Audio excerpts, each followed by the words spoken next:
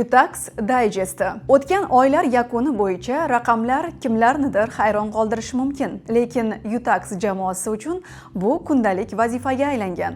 Milliardlab summalar, yuzlab tadbirkorlar, o'nlab sud jarayonlari. Utax kompaniyasida ish har doimgidek qizg'in davom etmoqda. Keling, hammasini birgalikda ko'rib chiqamiz. Sud ishlarida tadbirkorlarning huquqlari himoya qilindi. Tadbirkorlik qilish oson emas, ayniqsa soliq masalalarini to'liq bilmay turib. O'tgan oy davomida Utax mutaxassislari sayyor soliq tekshiruvi, soliq auditi va kameral tekshiruvlarda tadbirkorlar uchun qo'shimcha hisoblangan soliq va jarimalarni o'rganib chiqdi. Tekshiruvlar jarayonida hujjatlarning yetarlicha taqdim etilmagani, shuningdek, ayrim tadbirkorlar soliq qonunchiligini to'liq bilmasliklari sababli qo'shimcha hisoblangan soliq va jarimalar Utax mutaxassislari tomonidan o'rganilib, sud tartibida ko'rib chiqildi. Sud jarayonida taqdim etilgan hujjatlar va Utax mutaxassislari tomonidan qonun normalaridan to'g'ri foydalanilganligi natijasida 5 milliard so'mdan ortiq noto'g'ri hisoblangan soliq va jarimalar sud tomonidan bekor qilinib, masala tadbirkorlar foydasiga ijobiy hal etildi. 5 milliard so'm. Bu shunchaki raqam emas, balki tadbirkorlarning asossiz yo'qotayotgan pullari. Ushbu tadbirkorlar asossiz jarimalar to'lashdan ko'ra bu pullarni rivojlanishga sarflash imkoniga ega bo'ldilar. Hozirda yana 10 ga yaqin korxonaning sayyor soliq tekshiruvi, soliq auditi va kameral tekshiruv jarayonida duch kelgan muammolar o'rganilmoqda. Yanvar-fevral oylarida hamkorlik shartnomalari doirasida va soliq auditi natijalari bo'yicha korxonalarda aniqlangan soliq risklarini bartaraf etishda yordam berildi. Utax kompaniyasi tomonidan tadbirkorlarga soliq auditi va har oylik soliq hamrohlik shartnomalari doirasida xizmatlar ham ko'rsatilib kelinmoqda.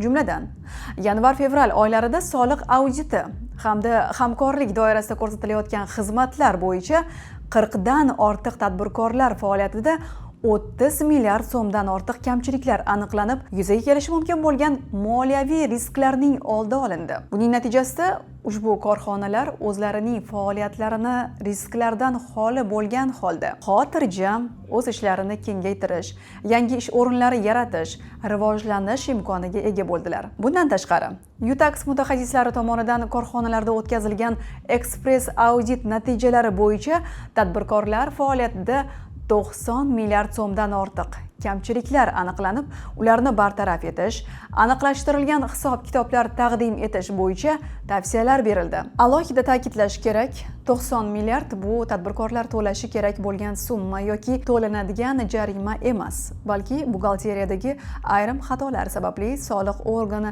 tahlil dasturida tadbirkor tomonidan to'lanishi mumkin bo'lgan kamchilik sifatida ko'rinish ehtimoli bor xavflar edi. Bu xavf avtokameral, kameral tekshiruv, soliq auditi va hatto sayyor soliq tekshiruvi jarayonida aniqlanib, qo'shimcha soliq hisoblanishi mumkin bo'lgan risk edi. Utax mutaxassislari bu kamchiliklarni o'z vaqtida aniqlab, tadbirkorlarni ortiqcha moliyaviy yo'qotishlardan himoya qildi.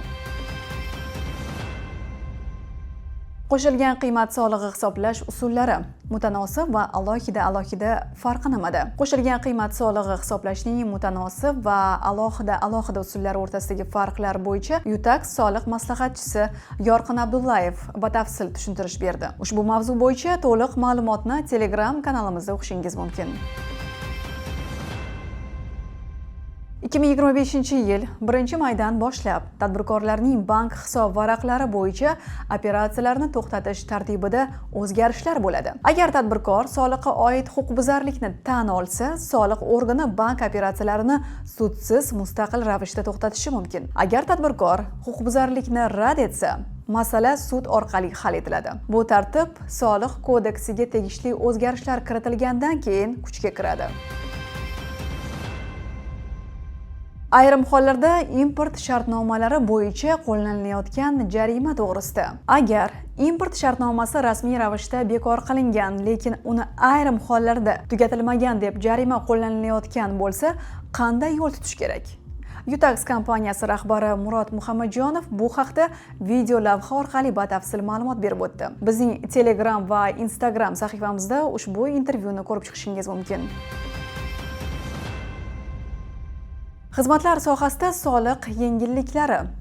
O'zbekiston Respublikasi Prezidentining xizmatlar sohasi barqaror rivojlanishi uchun qulay shart-sharoitlar yaratishga oid qo'shimcha chora-tadbirlar to'g'risidagi qarorida soliq tizimiga oid bir qator muhim masalalar belgilandi. Prezident qaroriga binoan xizmatlar sohasi uchun yangi soliq imtiyozlari kuchga kirdi. Bu nima degani? Ya'ni tadbirkorlar uchun qulay shart-sharoitlar yaratilyapti. Soliqlarni to'lash tartibi osonlashyapti va yangi imkoniyatlar ochilyapti. Xizmatlar sohasi rivojlanishi uchun yangi soliq o'zgarishlari kuchga kirdi. Ushbu qaror bilan batafsil Telegram kanalimizda tanishib chiqishingiz mumkin bo'ladi. Ehtimol sizda ham shunday kamchiliklar mavjuddir. Faqat ularni hozircha sezmayotgandirsiz. Chunki 40 milliard so'mlik kamchilik bartaraf etilgan va ekspress audit natijasida 90 milliard so'mlik xato holatlar aniqlangan korxonalar ham oddiy korxonalar emas, balki mustahkam buxgalteriya bazasiga ega kompaniyalarda qayd etilmoqda. Demak, bunday kamchiliklardan hech kim to'liq himoyalangan emas. Utax esa tadbirkorlarga soliq risklarini aniqlash va bartaraf etishda ishonchli hamkor bo'lib qolmoqda. Utax bilan siz soliqdan xotirjamlikka erishasiz. Chunki Utax bu soliqdan xotirjam hudud. Bizni kuzatib boring.